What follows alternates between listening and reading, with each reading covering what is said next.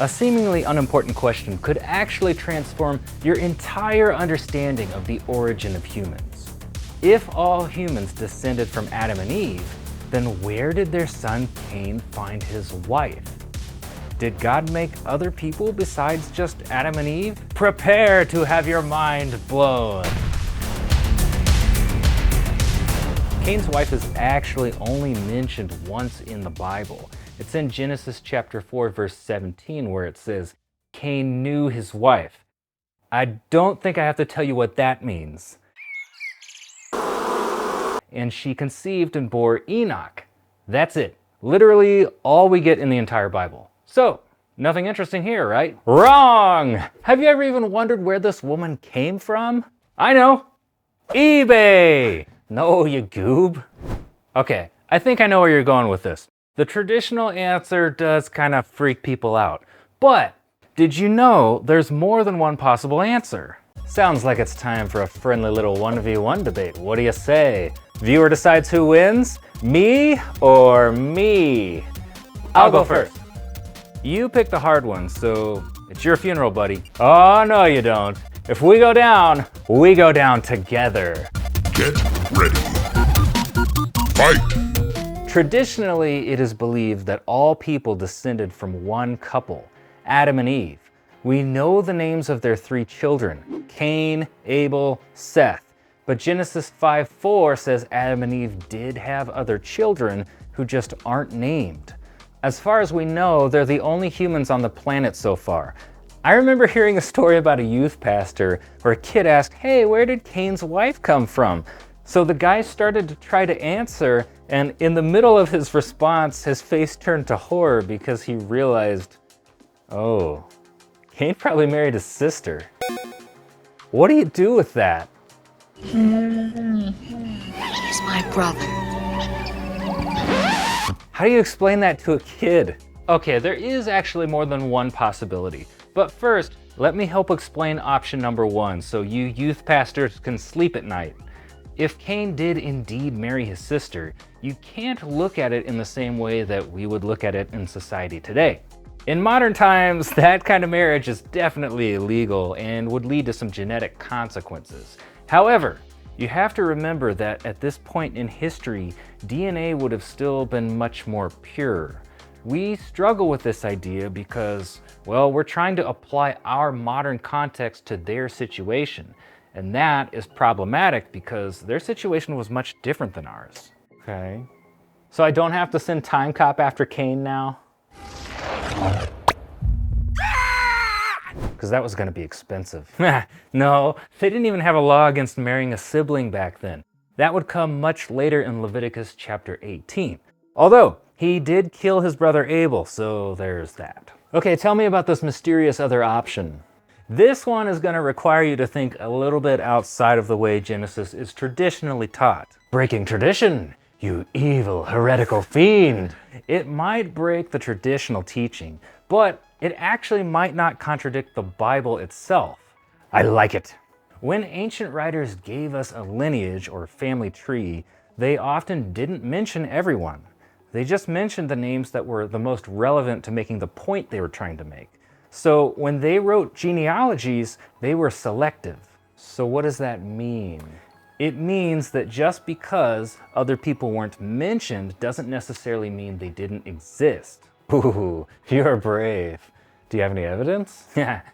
I'm glad you asked. This will require some abstract thinking, but there are hints that there could be people outside of Eden.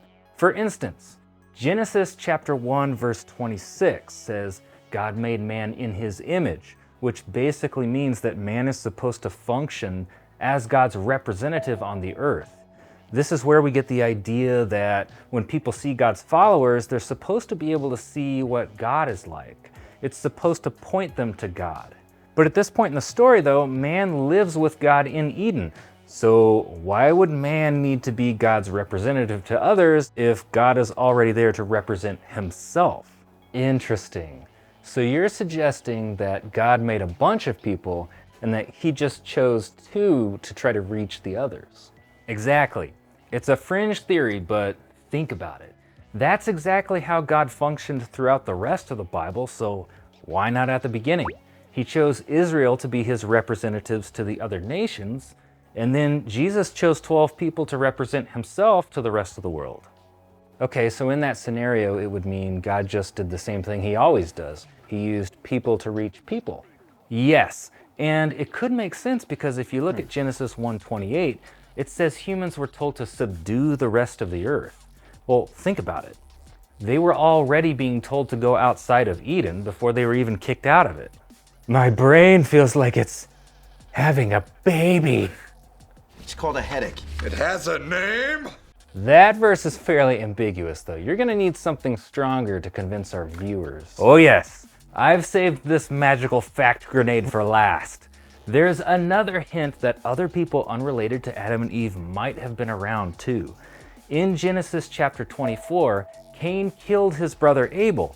He was terrified that someone would find him and kill him. But who was he afraid of? I mean, where did these other people come from? If you're strictly going off of only the people mentioned in the Bible so far, the only other people left are Adam and Eve and maybe some other siblings. So how likely are they to kill their own son? I mean, Seth's not even born yet. So it's either a family member or God made other people. You magnificent scoundrel. Wait, how do you get around Acts 17:26 though, that says all mankind descended from one man? Wouldn't you like to know? There are at least 2 other ways that allow for everyone to still descend from Adam, with people originally existing outside of Eden too. The first is the flood. Noah was a descendant of Adam, so it's possible that other humans could have existed before the flood that were not related to Adam, but they died in the flood. All of a sudden, everyone left can be traced back to one man, Adam. You maniacal genius! I'm not really that smart, but thank you. This guy, though, the second explanation, Dr. S. Joshua Swamidass wrote a book called The Genealogical Adam and Eve, The Surprising Science of Universal Ancestry. On pages 9 through 10, he summarizes the thesis of his book.